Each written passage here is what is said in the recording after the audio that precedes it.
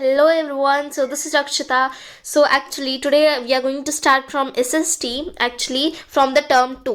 Okay, so from the fifth chapter of geography, that is industries. So industries सुनते ही आपके दिमाग में क्या ध्यान आता है कि फैक्ट्रीज आपको दिख रही है और उसमें से बहुत सारा स्मोक रिलीज हो रहा है. तो इस चैप्टर में हम लोग इंडस्ट्रीज के बारे में पढ़ने वाले हैं. So let's start. Yeah. So here, have you ever given a thought to the fact that the notebook you use for writing has come to you after a long process of manufacturing? Means क्या कभी आपने सोचा है कि कभी भी जो books जिस बुक पे आप लिखते हो वो किस प्रोसेस से आप तक पहुंची है? It started its life as a part of tree. इसकी लाइफ एक ट्री से स्टार्ट हुई है. कैसे? ट्री से. It was cut down and transported to the pulp mill. अब ये कहाँ से हुआ था? जब पेड़ को काटा गया था और फिर पल्प मिल. पल्प मीन्स जो लकड़ी के अंदर का जो बुरादा होता है उसे हम पल्प मिल कहते हैं. There the wood of the tree was processed and converted into wood pulp. Means जो ट्री से जो है हम लोगों ने जो वुड निकाला था तो उसके अंदर जो लकड़ियाँ थी जैसे हम वुड पल्प, जैसे मैंने आपको बताया कि लकड़ी के अंदर का जो बुरादा रहता है उसे हम वुड पल्प कहते हैं. Then the wood pulp was mixed with chemicals and finally change into paper by the machines. अब जो हम लोगों ने पल्प निकाला था उसे हम लोगों ने फैक्ट्रीज में भेजा. ओके, अब फैक्ट्रीज में उसके अंदर केमिकल्स वगैरह ऐड हुए मशीन्स के थ्रू. किसके थ्रू? मशीन्स के. This paper found its way to the press where ink made from chemicals was used to print the lines of the page. अभी फैक्ट्रीज में जो केमिकल्स है किस चीज़ के लिए काम आते हैं कि जैसे जो हम लोग लाइन्स यूज, जैसे बहुत सारी कॉपीज़ पे जो है वो लाइन रहती है, ड्रॉ रहती है, तो उसे इंक के थ्रू वो ड्रॉ की जाती है, मशीन्स के थ्रू भी. The pages were then bound in the form of a notebook packed and sent to the market for sale. तो क्या होता है, जो पेजेस जो निकले हैं, जो बने हैं, वो पैक होके जाते हैं, फिर उसे फिर नोटबुक में कन्वर्ट किया जाता है और फिर उसे मार्केट में सेल कर दिया जाता है. Finally it reach to your hands. तो इस तरह इस पूरे प्रोसेस के थ्रू जो है बुक हमारे पास पहुंचती है. सो ये आप पिक्चर भी देख सकते हैं, यहाँ पे एक ट्री की पिक्चर दी है. जर्नी स्टार्ट्स मीन्स जर्नी जो है बिगिनस होती है ट्री से. देन पेपर मेड रिसाइकल, तो यहाँ पे खत्म होती है जब उसकी बुक बन जाती है. Then here what is next? So next it is given secondary activities और मैन्युफैक्चरिंग. सो सेकेंडरी एक्टिविटीज का मैन्युफैक्चरिंग भी बोलते हैं. एग्रीकल्चर चैप्टर में हम लोगों ने पढ़ा था कि जो प्राइमरी एक्टिविटीज होती है, secondary activities and tertiary activities. तो प्राइमरी एक्टिविटीज क्या होती है? जो एक्सट्रैक्शन मीन जो नेचुरल रिसोर्स है उनको हम एक्सट्रैक्ट करते हैं. अभी सेकेंडरी हम पढ़ने वाले हैं. और टर्शरी मतलब ट्रांसपोर्टेशन के लिए. सेकेंडरी एक्टिविटीज को हम मैन्युफैक्चरिंग एक्टिविटीज भी कह सकते हैं. That change raw material to products of more value to people. अभी सेकेंडरी एक्टिविटीज में क्या होता है कि कोई भी जो रॉ मटेरियल होता है उसे हम एक वैल्यू दे देते हैं. जैसे आप एग्जाम्पल दीजिए, या हम लोग टमाटो का एग्जाम्पल लेते हैं. जैसे जो एक टमाटो है लगभग कितने का? 10, 20, 30, 100, नो 100 तो नहीं बट 50 तक के बिक जाएगा टमाटर. ओके, अभी बट अगर हम उस टमाटर को हम उसकी केचप बना के भेजें, ओके, तो कितने में? कम से कम 100-200 की तो आ ही जाएगी. तो उसकी क्या हम लोगों ने उसमें और वैल्यू ऐड कर दी, तो उसकी जो अमाउंट है वो बढ़ गई, right? As you have seen, pulp was changed into paper and paper into a notebook. जैसे अभी हम लोगों ने जो एग्जांपल लिया था पहले ट्री से नोटबुक कैसे बनती है, तो वैसे जो पल्प से हम लोगों ने पेपर बनाया, पेपर से हमने नोटबुक बनाई, right? These represent the 2 stages of manufacturing process. तो अभी ये क्या बताते हैं हमें? 2 स्टेजेस बताते हैं. किस चीज़ की? जो मैन्युफैक्चरिंग, जो यहाँ पे जो चीज़ है, जो एक पेड़ से हम लोगों ने कैसे नोटबुक बनाई, तो मैन्युफैक्चरिंग प्रोसेस हो गया. तो इसे हम सेकेंडरी एक्टिविटी कहते हैं. Okay, then the paper made from pulp and cloth made from cotton have value added to them at each stage of the manufacturing process. जैसे हम लोगों ने पल्प से हम लोगों ने नोटबुक बनाई. जैसे हम लोग क्लोथ कैसे बनते हैं? कॉटन से. अगर मैं आपको बोलूँगी आप एक क्लॉथ बनाओ, ओके, एक कपड़ा मुझे बना के दिखाओ, आप कॉटन लगा के वहाँ पे चिपका लो, बन जाएगा? नहीं, उसके लिए आपको बहुत सारे प्रोसेस करने पड़ेंगे. स्पिनिंग, वीविंग, बुनाई, कढ़ाई वगैरह ये सब आपको करने पड़ेंगे उसमें. तो जब वो कपड़ा बन के रेडी हो जाएगा तो उसमें क्या और वैल्यू ऐड हो जाएगी उसकी. In this way the finish product has more value and utility than the raw material that it is made from. Utility means उसका यूज़. ओके, उसका क्या यूज़ है, वो किस काम में आ रहा है। तो जो फिनिश प्रोडक्ट है उसकी और वैल्यू बढ़ गई, हम लोगों ने और उसकी वैल्यू ऐड कर दी। ओके, देन यहाँ पे है industry. Industry refers to an economic activity that is concerned with the production of goods, extraction of minerals of or the provision of services। अभी हम यहाँ पे मेन टॉपिक पे आते हैं। मेन टॉपिक है हमारा इंडस्ट्री, मीन्स जो फैक्ट्रीज होती है। अभी इंडस्ट्री क्या है, एक economic activity. Economic activity I hope आप सबको पता होगा, जैसे जो आर्थिक व्यवस्था जैसे हम हिंदी में कहते हैं, एंड इंग्लिश में इकोनॉमिक मीन्स जो रिलेटेड टू अमाउंट होती है। ओके, वो इकोनॉमिक एक्टिविटी हो गई। जैसे प्रोडक्शन ऑफ गुड्स, जैसे हम लोग सामान कैसे बनाते हैं, कैसे उसको प्रोड्यूस करते हैं। एंड एक्सट्रैक्शन ऑफ मिनरल्स, आप मिनरल्स को अर्थ के अंदर से कैसे आप माइनिंग करते हो। Okay, and the provision of services, और सर्विसेज प्रोवाइडर जैसे टूरिज्म इंडस्ट्री। ओके, अब यहाँ पे एग्जांपल्स भी दिए हूँ। Thus we have iron and steel industry, production of goods. अभी गुड्स कौन बनाती है, iron and steel industry, right. Coal mining industry, extraction of coal. अभी कोल को कौन एक्सट्रैक्ट करती है, coal mining industry. And tourism industry for service provider, और जो हमें सर्विस देती है। टूरिज्म इंडस्ट्री में क्या होता है, मीन्स गाइडर होते हैं जो हमें जगह जगह की बताते हैं कि कैसे क्या है यहाँ पे, तो वो एक गाइड करने वाली इंडस्ट्री है। ओके, देन यहाँ पे नेक्स्ट है क्लासिफिकेशन ऑफ इंडस्ट्री। अभी हम लोगों ने देख लिया कि इंडस्ट्री होती क्या है, अब उसके क्या क्या टाइप्स है, अभी हम ये देखने वाले हैं। ओके, तो इंडस्ट्री के क्लासिफिकेशंस 3 हैं। What is that, industries can be classified on the basis of raw material, size and ownership. Industry 3 basis पे डिवाइड है। फर्स्ट है रॉ मटेरियल, जैसे रॉ मटेरियल मीन जैसे अभी आपने शुगर केन लिया, अभी शुगर केन का रॉ मटेरियल मतलब किस चीज़ से बना है, उसका रॉ मटेरियल होगा शुगर, तो वो रॉ मटेरियल होगा। एंड साइज मीन्स इंडस्ट्री बड़ी है या छोटी है, साइज से हमें पता चल गया। एंड ओनरशिप, तो उसका ऑनर कौन है। ओके, तो इन 3 बेसिस पे जो इंडस्ट्री उसको कैटेगराइज किया गया है। Then if we take here next, so the next is so here is raw material. Raw material first हम लोग देखने वाले हैं, रॉ मटेरियल में कितने टाइप्स की इंडस्ट्रीज होती हैं। सो इंडस्ट्रीज में be agro based, mineral based, marine based and forest based, depending on the type of raw material they use. अभी रॉ मटेरियल का हम कैसे पता लगाए, कैसे मीन्स इसके क्या क्या रॉ मटेरियल है, मीन्स किस पे डिपेंड है ये इंडस्ट्री, रॉ मटेरियल पे कि क्या क्या सबके अलग अलग रॉ मटेरियल हैं, और जिस टाइप में उनके रॉ मटेरियल है उसी बेस पे जो इंडस्ट्री है कैटेगराइज किए। सो फर्स्ट है एग्रो बेस्ड, सेकेंड है mineral based, and third marine based, and fourth is forest based. So यहाँ पे जो रॉ मटेरियल है उसकी कितने टाइप्स हो गए, 4 टाइप्स। Okay, how much, 4। अभी हम देखने वाले हैं इन इंडस्ट्रीज का मतलब क्या है। देन फर्स्ट हमारी एग्रो बेस्ड इंडस्ट्रीज, इसमें क्या होता है, uses plants and animals based product as a raw material. तो एग्रो बेस्ड इंडस्ट्री मीन्स नाम से पता चल रहा है, एग्रो मीन्स एग्रीकल्चर, ये किससे जुड़ा हुआ है, एग्रीकल्चर से, मीन्स फार्मिंग के केसेस से जुड़ा हुआ है। तो यहाँ पे कैसे प्लांट्स और एनिमल्स रॉ मटेरियल होते हैं, मीन्स इनके जो प्रोडक्ट होते हैं वो हमारे रॉ मटेरियल्स होते हैं। देन अभी examples, food processing, vegetable oil, cotton textile, dairy products and leather industries are example of agro based industries. तो यहाँ पे फूड प्रोसेसिंग मीन्स या फिर जो जिससे खाना बनता है, जिससे रॉ मटेरियल्स हो गए। देन वेजिटेबल ऑयल जो सब्जी में जो ऑयल डलता है, okay, that one. And cotton textile, किस टाइप के क्लोथ्स। डायरी प्रोडक्ट्स मीन्स जो मिल्क से जो चीज़ें बनती है। And leather industry. Okay, so ये एग्जाम्पल्स है एग्रो बेस्ड इंडस्ट्री के। तो हम लोगों ने पता लगा लिया कि एग्रो बेस्ड इंडस्ट्री क्या है। अभी हमारी सेकेंड है mineral based industries. Are primary industries that uses mineral ores as a raw material. अभी प्राइमरी इंडस्ट्री, प्राइमरी मीन्स जो जिससे नेचुरल रिसोर्स को एक्सट्रैक्ट करना। ओके, तो यहाँ पे मिनरल ओर्स है। मिनरल ओर्स क्या है, ये नेचुरल रिसोर्स हो गया जो हम लोग अर्थ में से एक्सट्रैक्ट करते हैं। सो ये यहाँ पे मिनरल्स और रॉ मटेरियल है। The products of these industries feed other industry. अब जो मिनरल बेस्ड इंडस्ट्री जो रॉ मटेरियल है वो किसे फीड करती है, दूसरी इंडस्ट्री को। मतलब जैसे अगर कोई भी जैसे आयरन एंड स्टील इंडस्ट्री हुई तो उसे आयरन और स्टील के प्रोडक्ट्स बनाने हैं।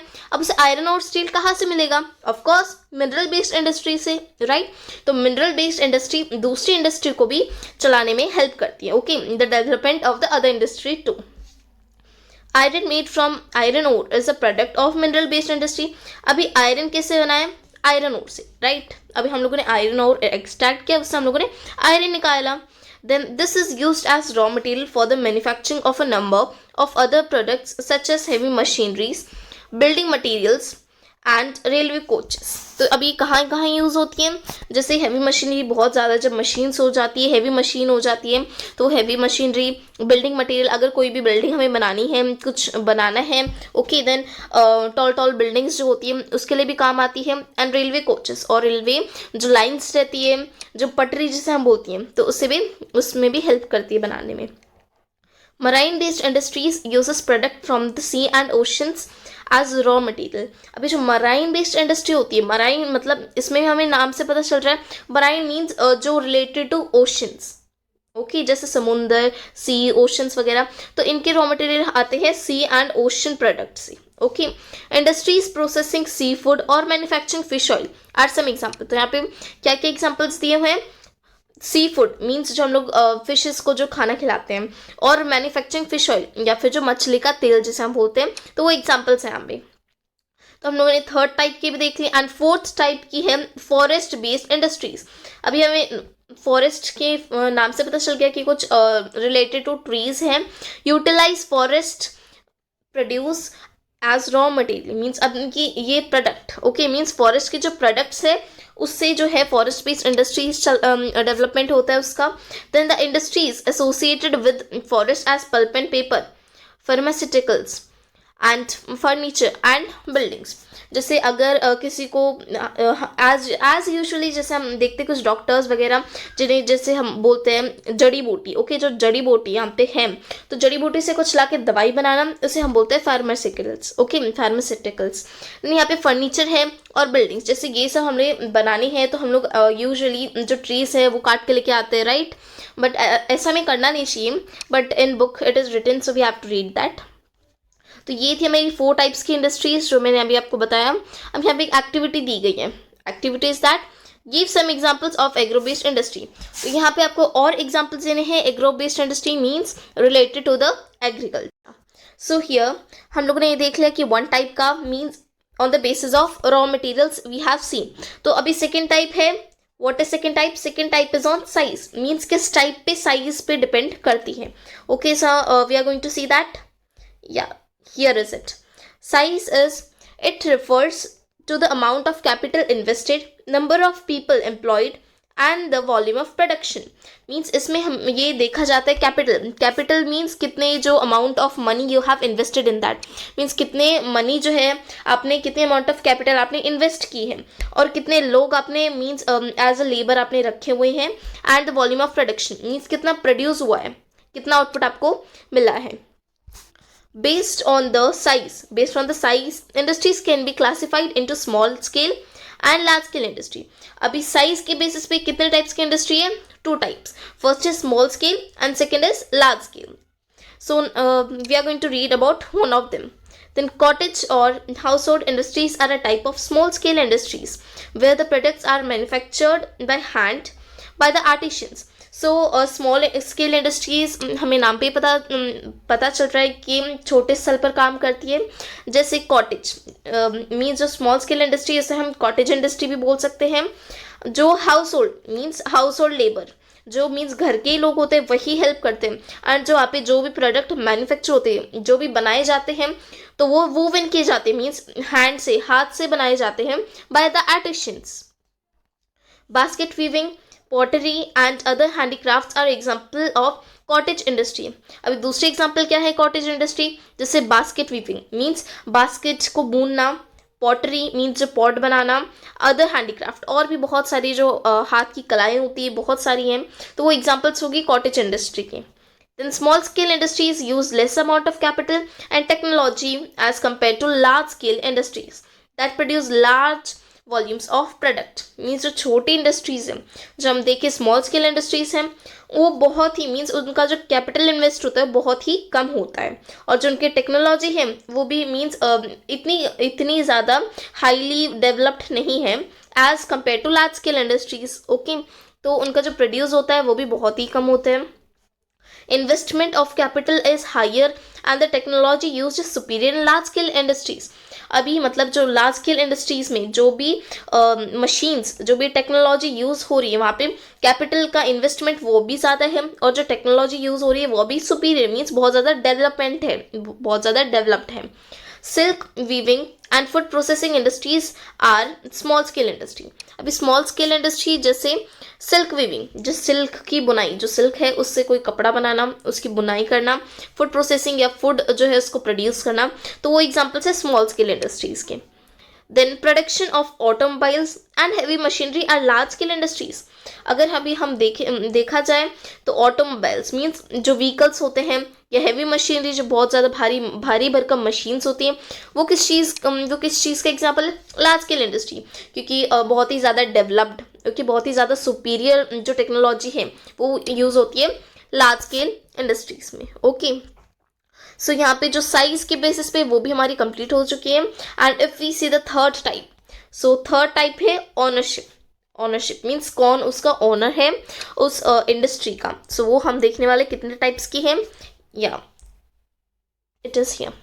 Then ownership, industries can be classified into private sector, state owned और public sector, joint sector and cooperative sector. अभी ओनरशिप है प्राइवेट सेक्टर, नाम से पता चल रहा है प्राइवेट है, जो प्राइवेटली ओन की गई है। स्टेट ओन्ड और पब्लिक सेक्टर, जो पब्लिक के लिए है, जनता के लिए है। And third is joint sector, जो जॉइंटली है। And fourth is cooperative sector. तो हम देखने वाले ये एक एक करके कि क्या है। सो फर्स्ट है हमारी private sector industry are owned and operated by individuals और a group of individuals. Means private sector industries वो होती है जैसे जो प्राइवेटली ओन्ड की गई है। जैसे अगर मैंने अभी अपना कोई जैसे अगर कल को मैंने सोचा कि मुझे एक इंडस्ट्री लगानी है, तो वो मैं खुद अपने दम पे बना रही हूँ। Okay, so that is private, क्योंकि प्राइवेटली ओन्ड है। तो वो किसी इंडिविजुअल्स ने या फिर कोई ग्रुप ऑफ इंडिविजुअल, जैसे मेरा एक ग्रुप है तो हम सब मिलके एक इंडस्ट्री बना रहे हैं, तो वो प्राइवेटली ओन्ड की गई है। Okay, then the public sector industries are owned and operated by the government such as Hindustan Aeronautics limited.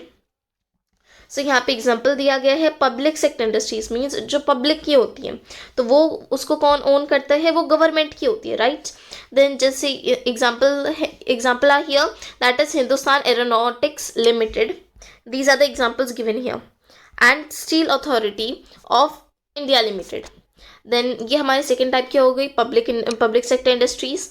And third is joint sector industries are owned and operated by the state and individuals और group of individuals.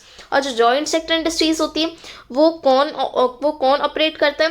एक individual means एक private sector का employ and with that the individuals या उसका कोई भी group हो, and the state means एक group of individuals and the state means government, और जो प्राइवेट है दोनों को ज्वाइन करके ये इंडस्ट्री मीन्स दोनों ऑन करते हैं। एंड एग्जाम्पल्स आर मारुति उद्योग लिमिटेड। तो यहाँ पे एग्जांपल दिया है मारुति उद्योग लिमिटेड, इसका एग्जांपल है। देन तो हम लोगों ने थर्ड टाइप की इंडस्ट्री भी चेक कर ली है। If we check the other one, so that is cooperative sector industries.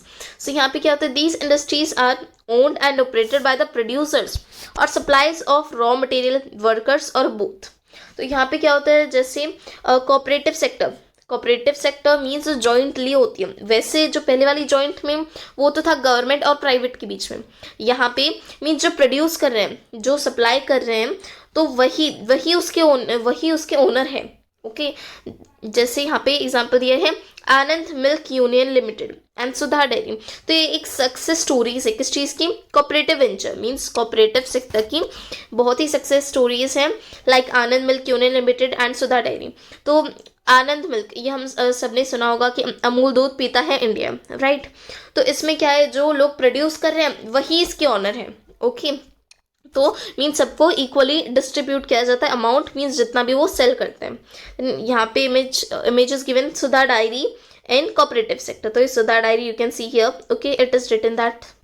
Then if you talk about the next one, so next is, so we have completed this topic, and if we see the next one, that is factors affecting location of industries. अब जैसे जो factors industry means जो factor affect करते हैं, अगर मैं कहीं भी अपनी इंडस्ट्री लगा रही हूँ तो मुझे देखने पड़ेंगे कि वहाँ पे क्या क्या चीज़ मतलब क्या क्या चीज़ सुटेबल है कि नहीं वहाँ पे इंडस्ट्री लगाने के लिए। तो अब क्या क्या चेक करने वाले हम यहाँ पे आप देख सकते हैं, यहाँ पे डायग्राम भी है। So we are going to see that also, but we are going to read it first.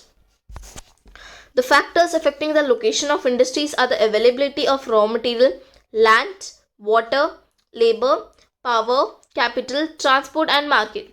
अगर आपको कहीं भी मीन्स इंडस्ट्री लगानी है, आप ऐसे थोड़ी ना लगा दोगे, आपको पहले वहाँ पे चेक करना पड़ेगा कि रॉ मटेरियल आपको मिल जाएगा कि नहीं वहाँ पे। एंड लैंड आपको first priority is that land, okay, आपको लैंड चेक करनी है।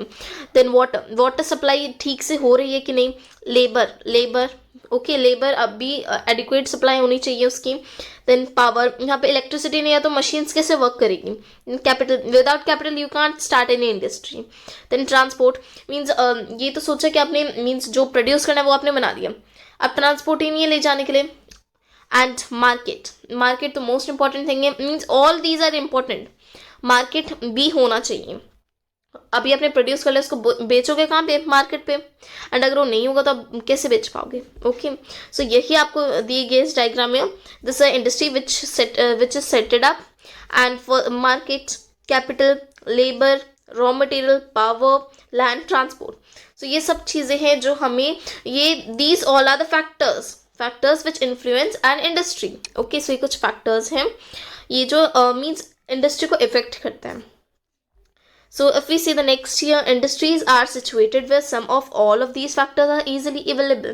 तो industries कहाँ पे situated होती है, कहाँ पे located होती है, जहाँ पे सारे factors available हैं।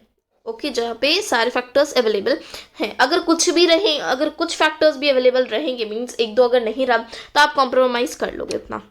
Then sometimes the government provides incentives like subsidized power, low transport cost or other infrastructure so that industries may be included in backward areas. अभी यहाँ पे जैसे let's see an example. Wait, I will just take the another space so that I will explain you very clearly. अगर समझो this is a whole thing. Okay, ये हमारी place है, right. अगर इंडस्ट्री यहाँ पे है, यहाँ पे भी एक सेटअप करती, यहाँ पे भी एक सेटअप करती, तो यहाँ पे हम लोगों ने इंडस्ट्री सेटअप कर दी।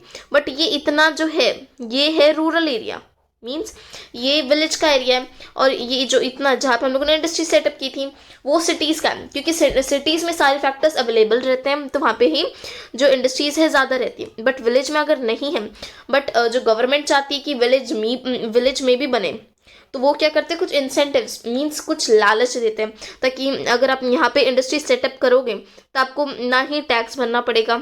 ओके, सो वो आपको वाटर सप्लाई भी मीन्स आपके लिए फ्री कर देंगे। सो लाइक दिस उन्हें इंसेंटिव्स दिए जाते हैं, लालच दिए जाते हैं कि आप उधर सेटअप करो तो उनके लिए ये फ्री हो जाएगा, वो फ्री हो जाएगा। ओके, सो ऐसे ये इंसेंटिव्स दिए गए, जो जैसे मैंने आपको बताया, लोअर ट्रांसपोर्ट मीन्स ट्रांसपोर्ट का जो कॉस्ट है वो कम हो जाएगा, और भी कुछ बहुत सारे इंफ्रास्ट्रक्चर, ओके, ताकि हम विलेज का भी डेवलपमेंट हो, इसलिए गवर्नमेंट चाहती है कि वहाँ पे भी इंडस्ट्रीज लगी। Industrialisation often leads to development and growth of towns and cities. अभी इंडस्ट्री अगर जहाँ जहाँ होगी तो वहाँ पे ऑफकोर्स टाउन्स और सिटीज़ का डेवलपमेंट होना वो ऑफकोर्स मीन्स नेचुरल बात है।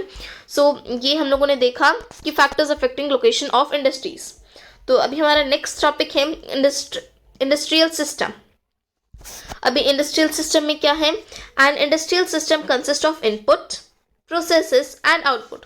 अभी कोई भी इंडस्ट्री का जो सिस्टम होता है, जैसे इंडस्ट्री कैसे काम करती है, तो उसके अंदर 3 प्रोसेस होते हैं, first input, second process and third is output. अभी इनमें क्या होता है, अभी ये कंप्यूटर वाला इनपुट प्रोसेस आउटपुट नहीं है, ये थोड़ा डिफरेंट है बट उसी वे में है।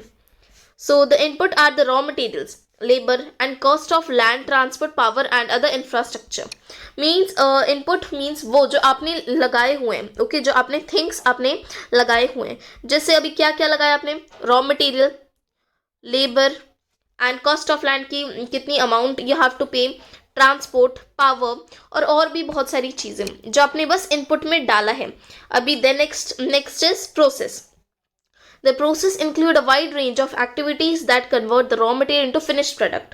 तो यहाँ पे क्या होता है, जो एक्टिविटीज़ जो रहती है, उस जो हम लोगों ने जो रॉ मटेरियल है जो हम लोगों ने इनपुट में लगाए हुए हैं, उन चीज़ों को प्रोसेस करना, एक फिनिश्ड प्रोडक्ट में रेडी करना, तो वो काम है प्रोसेसेस का।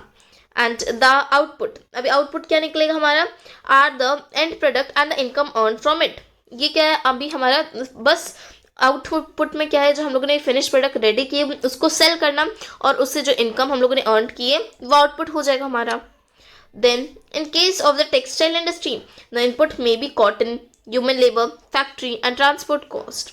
तो अगर हम टेक्सटाइल इंडस्ट्री, अगर यहाँ पे एग्जांपल दिए कॉटन की, अगर सॉरी टेक्सटाइल की इंडस्ट्री होगी मीन्स क्लोथ्स की इंडस्ट्री होगी, तो क्या क्या लगेगा इनपुट में, कॉटन लगेगा, ह्यूमन लेबर ऑफ कॉस्ट चाहिए, एक फैक्ट्री चाहिए, एंड ट्रांसपोर्ट कॉस्ट, ये जब आपके रेडी हो जाए तो आपको ट्रांसपोर्ट भी करना पड़ेगा, तो उसके लिए cost. Then the process include, और प्रोसेस में क्या होगा, ginning, spinning, weaving, dyeing and printing, तो मीन्स आपको उसमें कलर देना, उसको भूनना अच्छे से, उसको प्रिंट मीन्स और भी डिजाइंस वगैरह लगाना, वो आ जाएगा आपका प्रोसेस में। Then input is the shirt you wear, अभी जो आउटपुट क्या हो जाएगा, जो शर्ट फिर आपको मीन्स जो आपके लिए जो क्लोथ्स है वो बन के रेडी है, तो ये है input, process and output. So ये था सिर्फ इंडस्ट्रियल सिस्टम में। एंड इफ वी यहाँ पे again one activity is given, then here is it, find out the inputs, output and processes involve in the manufacturing of a leather shoes. अगर leather shoes हैं, अगर आपको कोई shoes की factories बनानी है या सेटअप करनी है, तो उसके लिए क्या इनपुट लगेंगे, क्या आउटपुट होगा और क्या प्रोसेसेस होंगे, तो ये आपको तीनों बताने कमेंट सेक्शन में।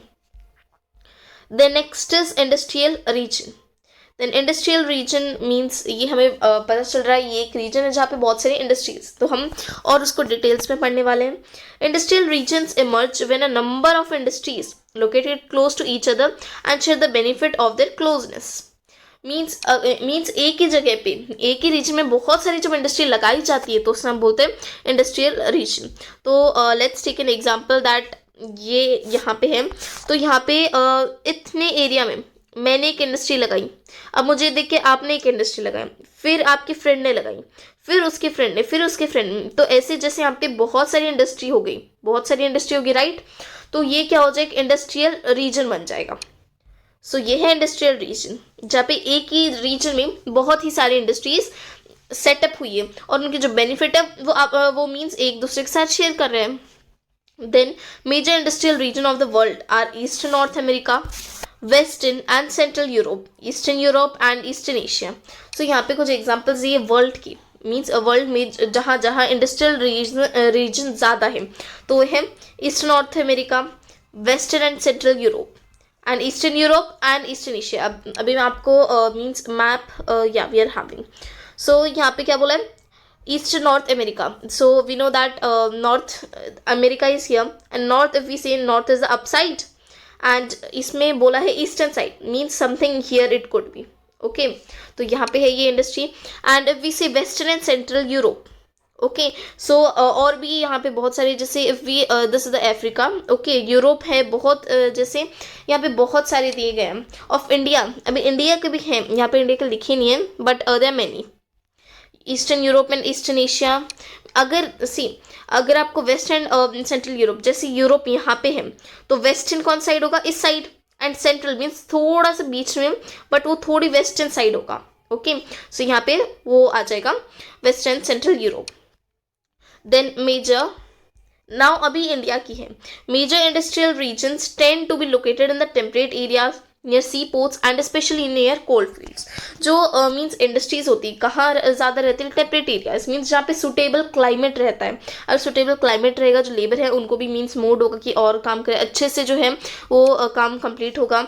नियर सी पोर्ट मीन्स जैसे अगर आपको कोई भी ट्रांसपोर्ट में इजी हो, तो सी पोर्ट एक बहुत ही चीपेस्ट कम्युनिकेशन ऑफ ट्रांसपोर्ट है, तो इससे यहाँ पे ज़्यादा इंडस्ट्रीज रहती है। And specially near coal fields, means जहाँ से जो एक्सट्रैक्शन ऑफ मिनरल्स हो रहा है, कोल फील्ड के पास ही बहुत इंडस्ट्रीज लोकेटेड रहती हैं। Then India has several industrial regions like Mumbai Pune cluster, Bangalore Tamil Nadu region, Hooghly region, Ahmedabad Vadodara region, Chota Nagpur industrial belt, Visakhapatnam Guntur belt, Gurgaon Delhi Meerut region and the Kollam Thiruvananthapuram industrial cluster. तो ये जो मैंने आपको बताई ये रीजन्स है, ये इंडिया के रीजन्स है, ओके। ये सारे इंडिया के रीजन्स है जहाँ पे इंडस्ट्रियल रीजन, जहाँ पे एक ही जगह पे बहुत सारी जो इंडस्ट्री है वो सिचुएटेड है। So this is our industrial region, जो ये टॉपिक भी हम लोगों ने फिनिश कर लिया है। And if we see next one, so next one is a industrial disaster. Disaster means बहुत ही ज़्यादा डैमेज कॉज होना। इंडस्ट्रियल डिजास्टर, तो इंडस्ट्रियल डिजास्टर मीन्स जहाँ पे बहुत ही ज़्यादा गैस ब्लो आउट, तो यहाँ पे हम लोग दो इंडस्ट्रियल डिजास्टर के बारे में देखने वाले हैं. In industries accident disasters mainly occur due to technical failure और irresponsible handling of hazardous material. तो इंडस्ट्रीज़ में क्या है, बहुत सारे जो हजार्डियस मीन्स जो बहुत ज़्यादा डेंजरस, जो बहुत ज़्यादा हमारी हेल्थ के लिए डेंजरस है, वो चीज़ें, वो केमिकल्स रखे जाते हैं इंडस्ट्री में स्टोर करके. तो या फिर अगर कुछ टेक्निकल इश्यू हुए या फिर इररिस्पॉन्सिबल, ओके, इररिस्पॉन्सिबल की वजह से भी ये एक्सीडेंट मीन्स नेचुरल एक्सीडेंट होते हैं. हाथ से नहीं होते हैं, ठीक है.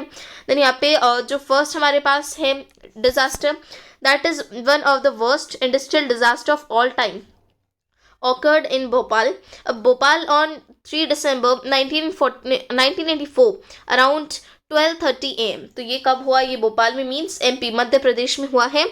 तो ये सबसे मीन्स ये इंडिया में है बट सबसे वर्स्ट इंडस्ट्रियल डिजास्टर है. ये हुआ है 3 दिसंबर 1984 को. कितने बजे, लगभग 12:30 बजे, मतलब तब तो सब सो रहे होंगे. And it was a technological accident in which highly poisonous methyl isocyanate MIC gas along with hydrogen cyanide and other reaction product leaked out of pesticides factory of Union Carbide. अभी ये जो आपने नाम सुने, तो ये क्या है, ये गैस इसके नाम है, ठीक है. तो जो सबसे ज़्यादा पॉइजनस गैस है MIC मिथेल आइसोनाइट, तो ये वहाँ पे स्टोर की गई थी. तो यहाँ पे क्या है, एक गैस का लीक देखने के लिए मिला. तो यहाँ पे जो गैस है वो लीक हो गई थी, तो इसकी वजह से यहाँ पे डिजास्टर हुआ. The official death toll was means जो पूरे टोटल मिला के जो डेथ है वो 3598 है. कब हुई थी, 1989 में हुई थी डेथ.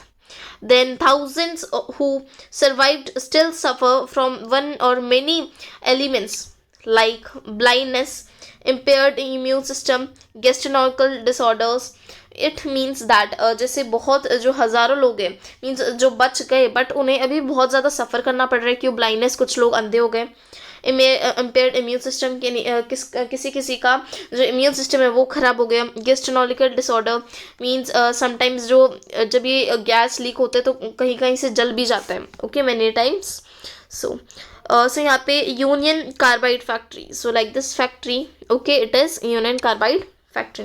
तो ये था इंडिया का industrial disaster. And another example is also there we are having.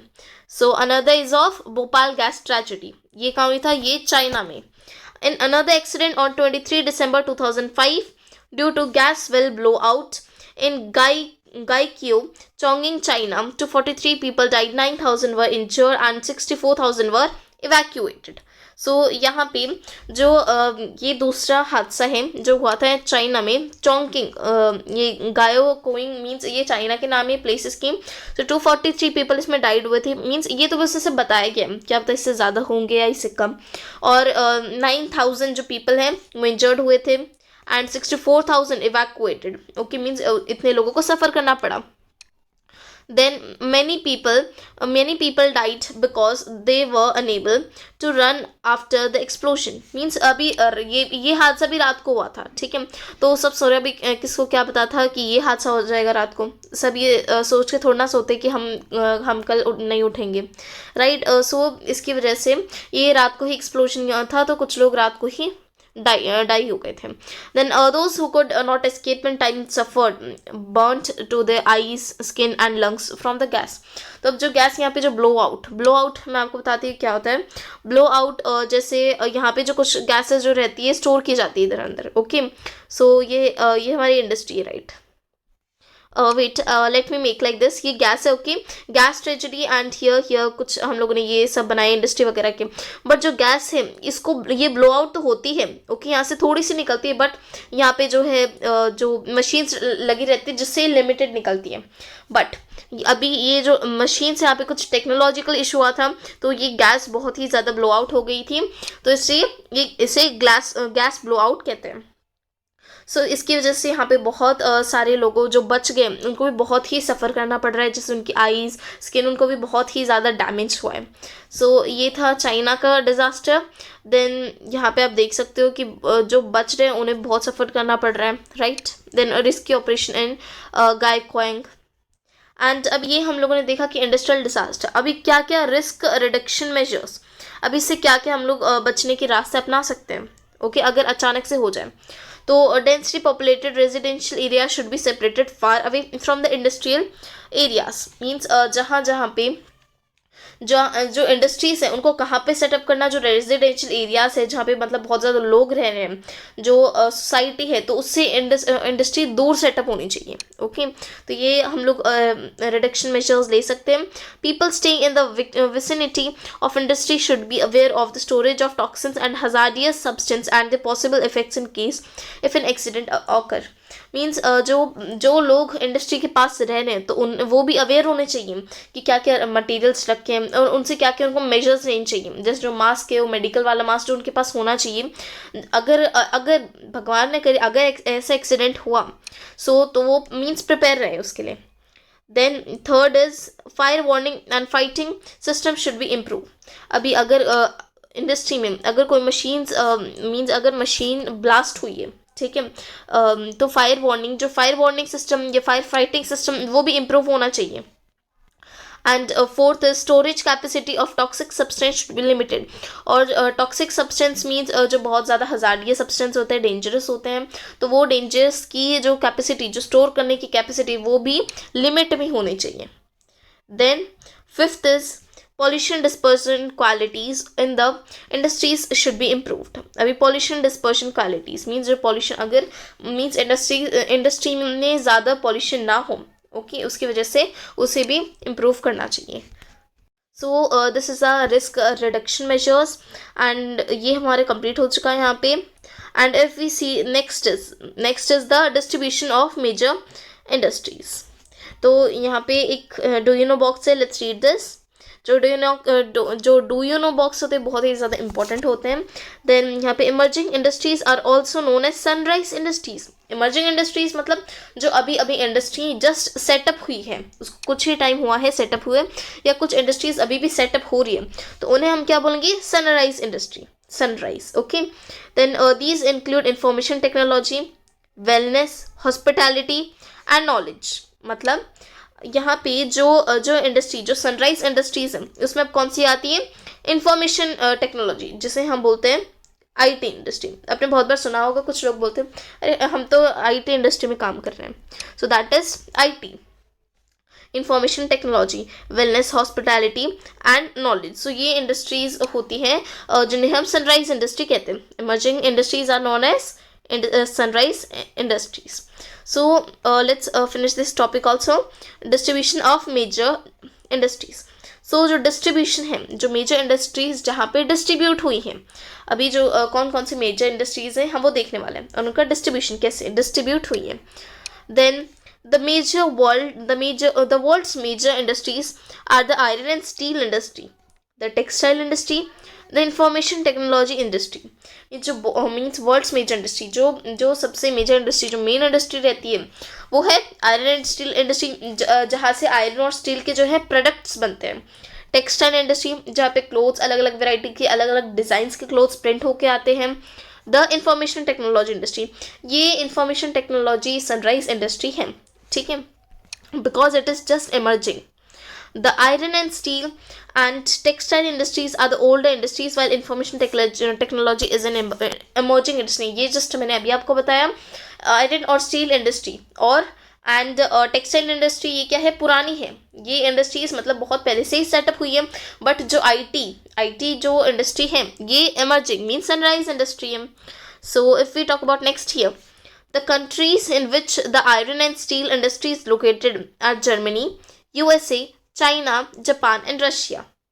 तो अभी जो आयरन एंड स्टील इंडस्ट्री ये कहाँ कहाँ पे लोकेटेड है, जर्मनी में, USA, China, Japan and Russia है इंडिया में, बट उतने मेजर लेवल पे नहीं है। Then textile industry is concentrated in India, Hong Kong, south Korea, Japan and Taiwan. So इन जगह पे क्या है, मेजरली जो cloth industry, textile industry located है। देन जो यहाँ पे अभी बात आती है आईटी की, the major hubs of information technology. Hubs means groups, means जहाँ पे मेजर ग्रुप्स हैं, कहाँ पे इंफॉर्मेशन टेक्नोलॉजी इंडस्ट्री सेटअप की गई है, वो है Silicon Valley of central California and Bangalore region of India. और इंडिया के बेंगलोर रीजन में, और कैलिफोर्निया जो ऑफ कोर्स यूएसए में है, तो वहाँ पे सिलिकॉन वैली के पास. सो यहाँ पे ये आईटी इंडस्ट्री सेटअप की गई है. ओके, सो ये इस टॉपिक में हम यहीं तक पढ़ रहे हैं. Okay, so we have completed till here. From the next we are going to start from the iron and steel industry. We are going to get it in detail. So we have completed this. So thank you so much for watching this video. Thank you guys.